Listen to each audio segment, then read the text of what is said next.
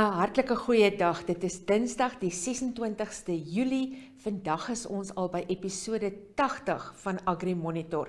Dankie dat julle weer eens ingeskakel het. Nou ja, ek het foto's gesien vandag op internet van plase daar in die Oos-Vrystaat, waar dit sommer ysig koud is, gesneeu in Lesotho in die hoogliggende dele van Suid-Afrika, en ons gaan natuurlik nie daai koue vryspring nie, met 'n koue front wat dan ook temperature heel wat laer gaan druk daar in die suide van Namibië. In vandag se program kyk ons na 'n video wat saamgestel is deur 'n bewaringsorganisasie wat handel oor hoe jagluiperds uit Namibië en ook Suid-Afrika na Indië geneem gaan word om die jagluiperds weer in die land te hervestig. Nou ja, die Asiese jagluiperd het alreeds in die 50er jare in Indië uitgesterf. Ons weet dus binnekort vier Indië hulle 75ste onafhanklikheidsvieringe. Hulle was mos deel van die Britse Ryk gewees en die groot projek maak dan deel uit van daai feesvieringe. So kyk gerus dan na daai insetsel en daarna in Plaas Toe kuier ons steeds op Tsumeb waar Citrus Namibia hulle eerste jaarvergadering gehad het en waar die Namibië Akkerbouraad teenwoordig was en 'n bietjie gesels het oor hoe hulle citrusboere gaan bystaan onder meer met subsidies. Nou ja, lekker kyk.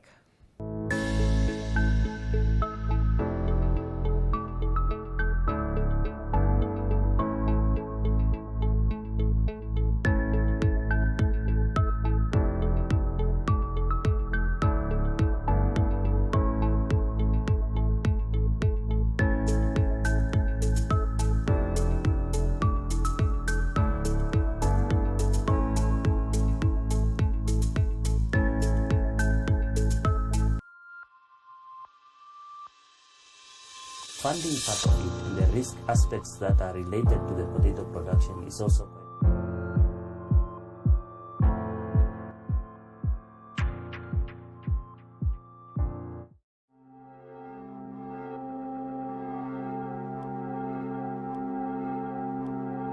A long, spotted, sinewy body with all four limbs in air against an arid backdrop.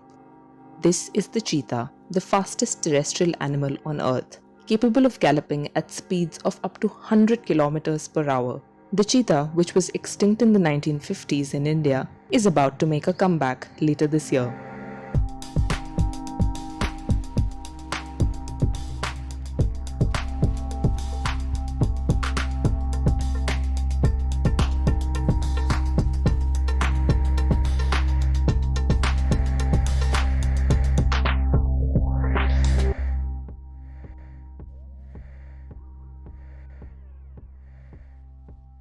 About 10 cheetahs, 5 of them females, will be brought to Madhya Pradesh's Konopalpur Wildlife Sanctuary in November.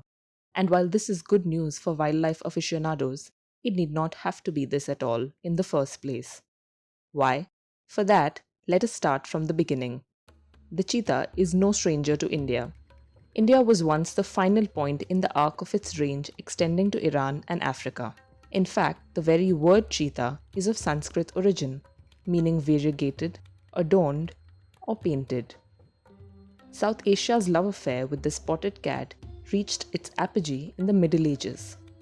Let us hear it from the foremost historian of India's cheetahs. The earliest historical references I find are in classical Greek records of India from Strabo about 200 years before the Common Era. Coming down up to the Mughal period, the cheetahs were used very extensively for hunting. Emperor Akbar had 1,000 cheetahs in his menagerie. Central India, particularly the Gwalior region, had cheetahs for a very long time, and in fact various states including Gwalior state and Jaipur state used to hunt with cheetahs, and Jaipur state used to obtain cheetahs from Gwalior state. That means the area where we are talking of their present pre-introduction. All that ended one day in 1947 when this man, Maharaja Ramanuj Pratap Singh, of a small princely state in today's Chhattisgarh, shot India's last 3 surviving cheetahs. The animal was declared officially extinct in the Republic of India in 1952. The plan to reintroduce the cheetah in India began as soon as it was declared extinct. However, its first solid steps were taken in the 1970s during negotiations with Iran, then under Shah Mohammad Reza Pahlavi. Iran's cheetahs were Asiatic, like India's extinct animals. Let us listen about this cheetah diplomacy from the man who was part of it. Well, in 72, the Wildlife Protection Act had been passed, and Mrs. Gandhi was the Prime Minister and very keen on wildlife. And so the idea was that since cheetah was the one big animal, one large mammal we had lost, since the Asiatic cheetah was only in Iran, and the Asiatic lion, Panthera leopersica, Persian lion, was in India, it would be a good idea if we exchanged. We had about the same number of animals at that point of time. Matter was very well received by Iran. So the deal had been struck that we would exchange lions for cheetah. And one had the approval of the Prime Minister and all that. But we were not yet ready. We had not established any protected areas. We were in the process of doing so and upgrading them to be suitable for the cheetah. So while this was going on, the emergency was declared in Delhi. So the matter was held up, and very soon thereafter, the regime of the Shah of Iran fell, and the protection which the cheetah and its prey and its habitat was getting dissolved, and the cheetah population simply plummeted down to the present situation where they are certainly less than 50, probably less than 30. So that was the scenario at that point of time. Another attempt to source Iranian cheetahs was made in 2009 without success. Iran would not permit even cloning of its cheetahs. Many years ago, we didn't know how to translocate an animal, how to anesthetize, to capture and to rehabilitate a number of other species. But now we've learned. So if we learn the ropes, and if the two governments are agreeable, I think we can, at some point of time, help Iran in saving their cheetah. That would be a vision. One September day in 2009, the then Environment Minister Jairam Ramesh convened a meeting in Gajner, Rajasthan, to discuss the issue again. Experts argued in favor of bringing in cheetahs from southern Africa. They also shortlisted a number of potential sites for cheetah reintroduction. Let us listen to one of those experts.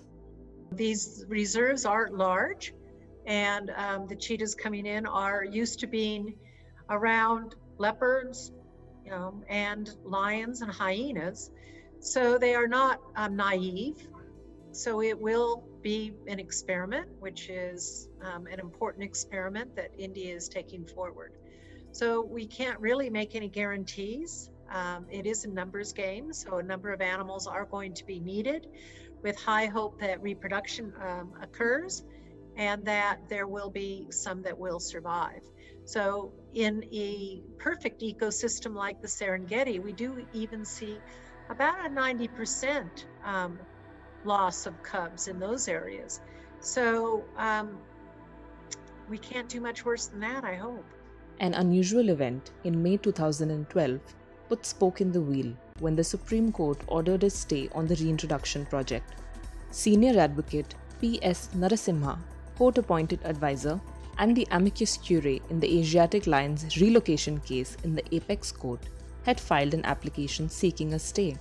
Well, the ecosystem that's there, the grassland ecosystems, are a very vulnerable grassland. With that, you've got a certain kind of species that are on these grassland plains. And those are the species that the cheetah will be not only hunting, but as it hunts, it also will be providing leftover of its kills to the other species that are within those systems. It then increases those numbers of animals by having food for them. You know, it's kind of a simplistic way of looking at it, but as you start increasing your biodiversity within these ecosystems by having more animals and plants and insects and birds, then your biodiversity is much greater as well. And the top predators do help with this, especially the cheetah, because the cheetah actually feeds other animals. Finally, in January 2020, things started moving with the impetus of India's National Tiger Conservation Authority itself. And in April this year, a South African expert visited 4 potential sites: Kuno Palpur, Nora Dehi WLS, Gandhi Sagar WLS, and Madhav National Park. The NTCA will be releasing funds to the tune of Rs 1400 lakhs to the Wildlife Institute of India this month to implement the project. If everything falls into place this time, Kuno will host 4 big cats: lions, tigers, cheetahs, and leopards. But can these animals coexist comfortably in the same habitat? This has never occurred anywhere else before. The cheetah reintroduction will definitely be a boon for wildlife tourism, but it may also pose a threat to the intra-species and human-wildlife conflict.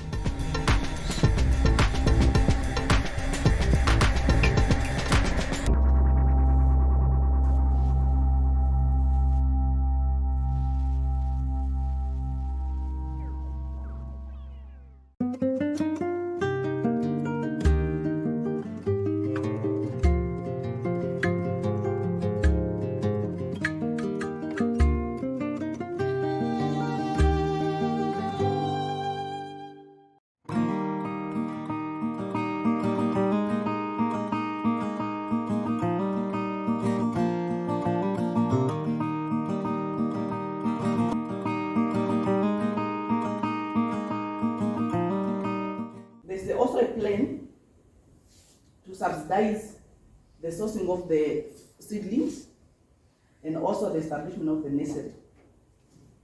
So we are in the process to put up all the logistics in place so that we really encourage the production of the citrus in the country.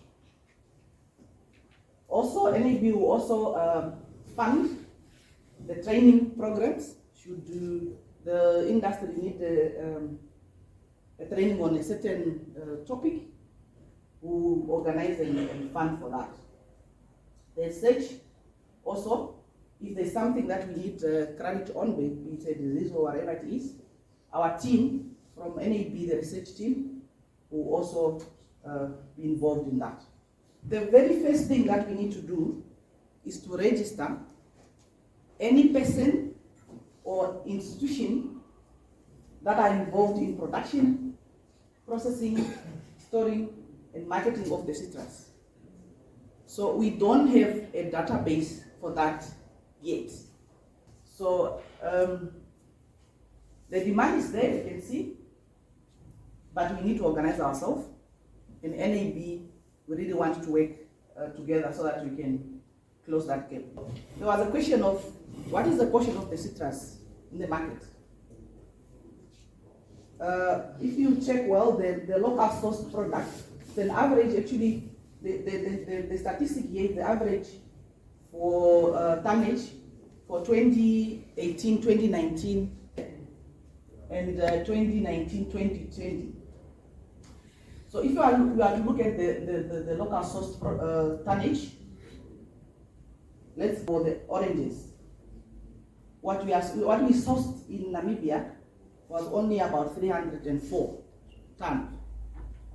That's on average for the 2 years. But we imported about 4,000 tons, which means what we are consuming more is coming from outside.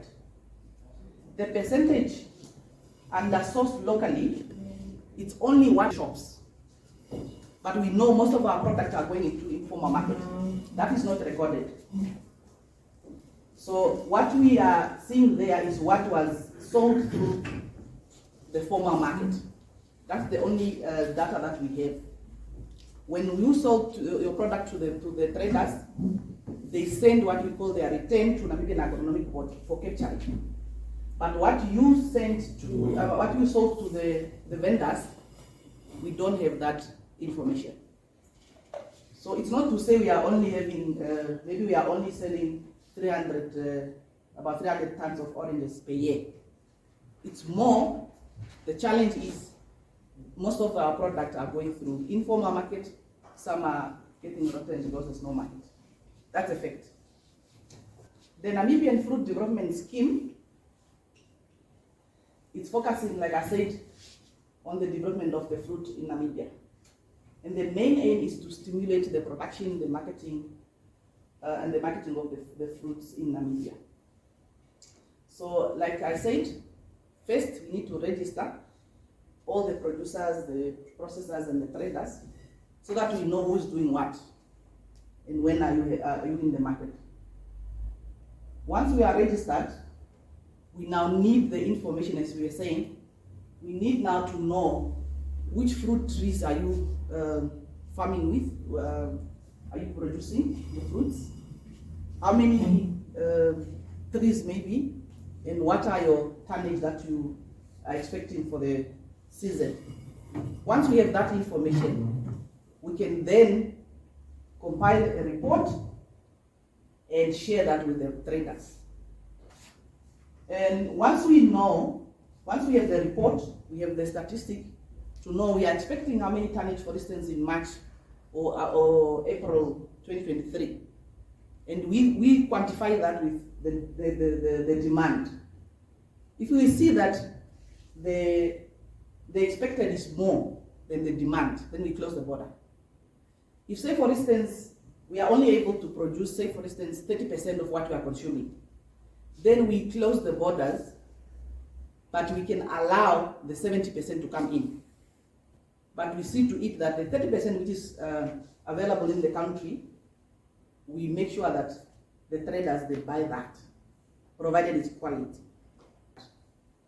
But so far, none of the fruits that we are producing locally are part of what we call special controlled product. The special controlled product are now the product that we monitor. When the product is enough in the country, we close borders. When we have a shortage, we open the borders.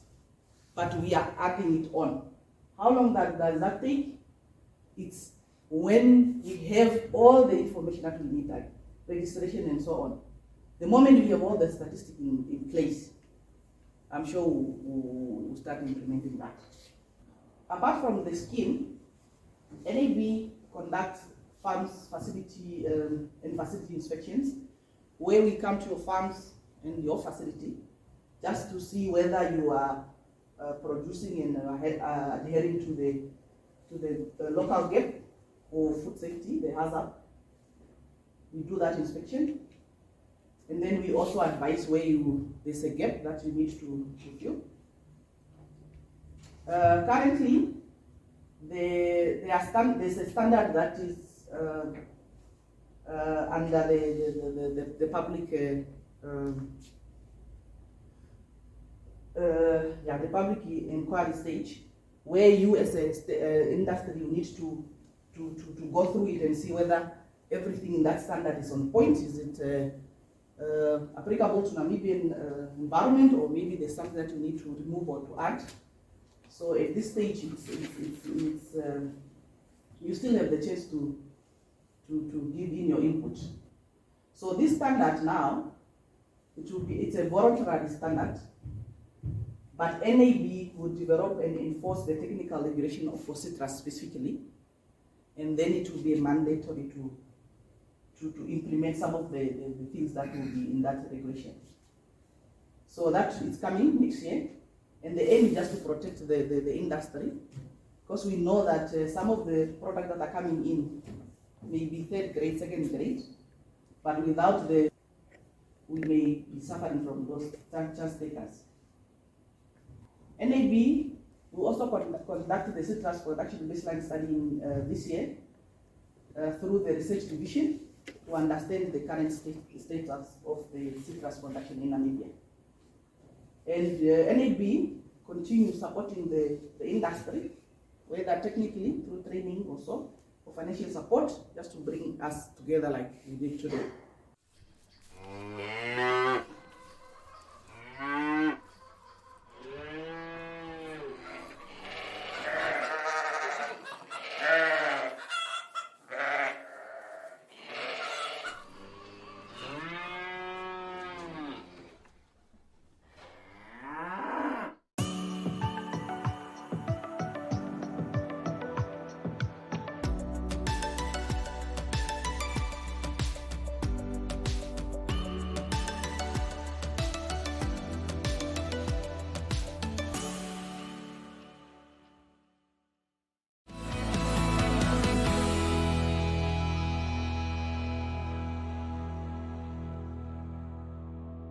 Volgende aan die beurt is die veilings wat in die komende week aangebied gaan word.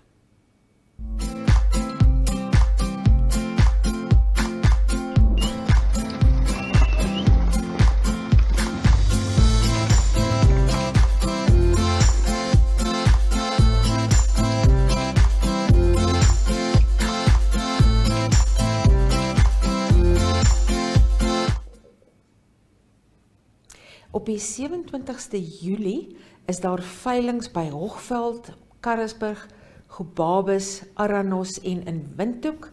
Julle kan daar kyk, onthou op Gobabis vind die Eastern Select kleinvee produksieveiling plaas, maar Agra bied ook 'n veiling vir kommersiële kleinvee dan daaraan.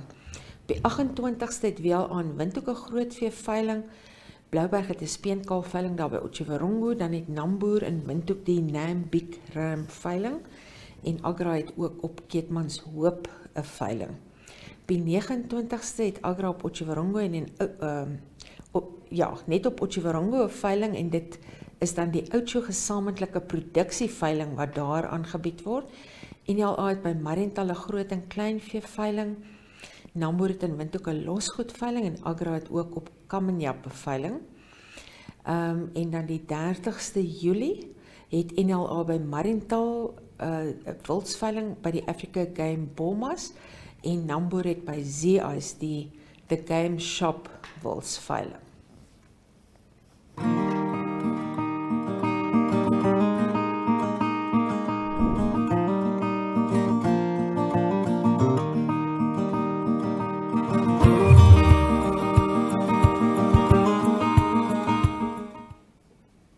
Wat ons dagboek betref, onthou op die 30ste Julie bied Karebe Boerevereniging 'n ledevergadering aan. Dit is op die plaas Oekoep en Martin Hilbert sal oor grondbelasting praat.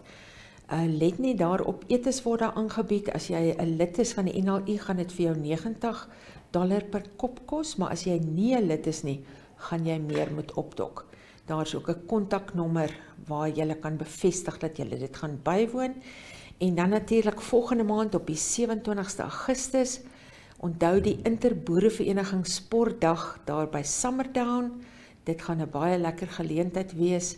En dan op die 3de September, Grootfontein Boerevereniging wat sy 50ste oesfees gaan aanbied daar op Grootfontein. Dit gaan ook sommer 'n baie lekker geleentheid wees.